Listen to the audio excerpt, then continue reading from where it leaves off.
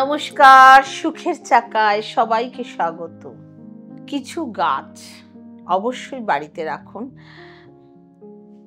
চীনা বাস্তুশাস্ত্র ফেং শুই পরিবেশের শক্তিকে জীবনে পজিটিভ ভাবে বয়ে আনে। ফেং শুই মতে কিছু নির্দিষ্ট গাছপালা বাড়িতে রাখলে তা আর্থিক সমৃদ্ধি, সৌভাগ্য এনে দেয়।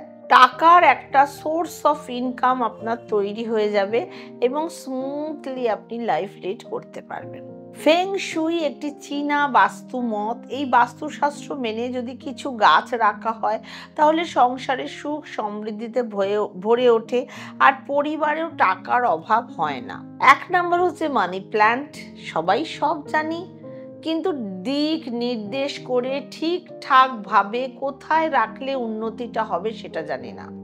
মানি প্ল্যান্ট এটি ফেং শুই এবং বাস্তু উভয় শাস্ত্রেই অত্যন্ত শুভ বলে বিবেচিত। বিশ্বাস করা হয় এই গাছ ঘরে রাখলে আর্থিক সমৃদ্ধি বাড়ে, অর্থের অভাব দূর হয়, পজিটিভ শক্তি আকর্ষণ করে, নেগেটিভ শক্তি দূর হয়। বাড়ির দক্ষিণ পূর্ব কোণে এটি রাখা সবচেয়ে ভালো। এই দিকটি সম্পদ ও প্রাচুর্যের সাথে যুক্ত।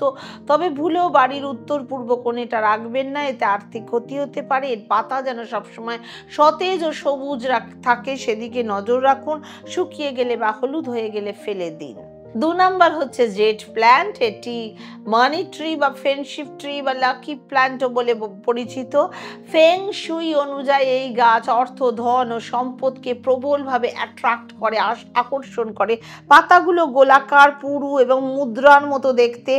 এই গাছটি বাড়ির প্রবেশদ্বারের কাছাকাছি দক্ষিণ পূর্ব কোণে যদি ঝুলিয়ে রাখেন, এটি কর্মক্ষেত্রে রাখাও বিশেষ শুভ। দোকানেও আপনি রাখতে পারেন। দক্ষিণ পূর্ব সাইডে অনেক ভালো ফল পাবেন। 3 নম্বর লাকি ব্যাম্বু। বাঁশ বা ফেং শুই 5 প্রকৃতির উপাদান কাঠ, আগুন, পৃথিবী, ধাতু, জল প্রতিনিধিত্ব করে। এটি সৌভাগ্য, সমৃদ্ধি এবং দীর্ঘায়ু নিয়ে আসে বলে বিশ্বাস করা হয়। বাঁশের কাণ্ডের সংখ্যা অনুযায়ী এর প্রভাব ভিন্ন হয়। 2টি কাণ্ড প্রেম ও বিবাহ, 3টি কাণ্ড সুখ।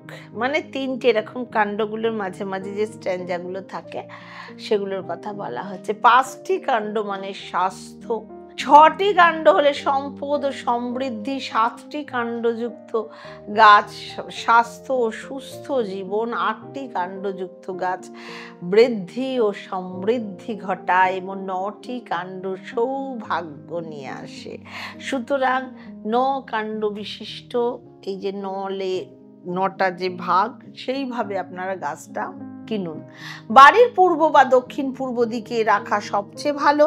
এটি ইতিবাচক শক্তি, সমৃদ্ধি আকর্ষণ করে। এটি সরাসরি সূর্যালোকের নিচে না রেখে পর্যাপ্ত আলো পায় এমন স্থানে রাখা উচিত। ঘরের মধ্যেও আপনি এটিকে রাখতে পারেন, কিন্তু অবশ্যই সপ্তাহে সপ্তাহে জল ফেলে দিয়ে পরিষ্কার জল রাখবেন। নইলে কি হবে, নইলে আপনার ওই মশা জন্ম নেবে। সুতরাং সপ্তাহে সপ্তাহে জলটা অবশ্যই চেঞ্জ করবেন। যারা নতুন ভিউয়ার্স তারা অবশ্যই চ্যানেলটা সাবস্ক্রাইব করবেন, বেল আইকন প্রেস করবেন। আমার www.sukherchaka.com আমার ওয়েবসাইট অবশ্যই দেখুন। সেখানে আপনারা রাশিফলের সব অনুষ্ঠান দেখতে পাবেন, অনেক ভালো লাগবে। 4 নম্বর হচ্ছে রাবার প্ল্যান্ট। রাবার প্ল্যান্টের গোলাকার পুরু পাতাগুলো সম্পদ ও প্রাচুর্যকে আকর্ষণ করে বলে মনে করা হয়। ফেং শুই মতে এটি ঘরের ইতিবাচকতা ও সৌভাগ্য নিয়ে আসে। বাড়ির দক্ষিণ পূর্ব কোণে রাখা খুব শুভ। 5 নম্বর তুলসী গাছ। যদিও এটি মূলত ভারতীয় বাস্তুশাস্ত্রের সঙ্গে সম্পর্কিত, তবে এটি ইতিবাচক পজিটিভ শক্তি, সমৃদ্ধি বয়ে আনে। তুলসীর হাওয়া প্রচুর ভালো, শরীরের জন্য অনেক ভালো। ফেং শুই ক্ষেত্রেও এটি গ্রহণ করেন অনেকে। হিন্দু ধর্মে তুলসীকে দেবী লক্ষ্মীর রূপ বলে মনে করা হয়। তুলসী গাছ বাড়ির পূর্ব দিকে ঈশান কোণে উত্তর পূর্ব দিকে রাখা উচিত। এটি নেতিবাচক শক্তি দূর করে, সুখ শান্তি সমৃদ্ধি নিয়ে আসে। তুলসী গাছ ঘরের সুখ শান্তির প্রতীক। যে ঘরে শ্রাপিত দোষ থাকে, পিতৃদোষ থাকে, যে ঘরে প্রবল অশান্তি, ঝগড়া, বিবাদ, ঝঞ্ঝাট লেগে আছে, সে বাড়িতে তুলসী গাছ জন্মাতেও চায় না, বারবার লাগালেও মরে যায়। সুতরাং এই নেগেটিভ অবস্থানে তুলসীর মতো গাছ থাকতেই পারে না। দেখুন, গাছ লাগালে সবচেয়ে বড় কথা আপনার জীবনে অক্সিজেনের প্রাচুর্য থাকবে, আপনার কার্বন ডাইঅক্সাইড অ্যাবজর্ব হয়ে যাবে। কার্বন ডাইঅক্সাইড মানেই তো নেগেটিভিটি না, অ্যাবজর্ব হয়ে যাবে, অক্সিজেনে পূর্ণ থাকবে, বাতাবরণ সুস্থ সুন্দর হবে, আর সর্বোপরি অনেক অনেক আর্থিক লাভ হবে। প্রতিদিন যে বাচ্চা পড়াশোনা করছে তারা যদি জল দেয়, তাদের বুধ স্ট্রং হবে। রেগুলার এই গাছের পরিচর্যা করলে আপনার বোধ বুদ্ধি জ্ঞান সর্বদিকে আপনি উন্নতি করতে পারবেন এবং আপনার ব্যবসায়িক উন্নতি ও সাফল্য আসবে। এইভাবেই আপনার আর্থিক উন্নতিটাও হবে। আসলে এটা বুধ ভালো করার একটা বড় প্রক্রিয়া, যার ফলে ব্যবসা আর্থিক অবস্থান অনেক উন্নত হয়ে যায়। সুখে থাকুন, ভালো থাকুন। সায়েন্টিফিক কজটা বলে দিলাম। ওম শান্তি।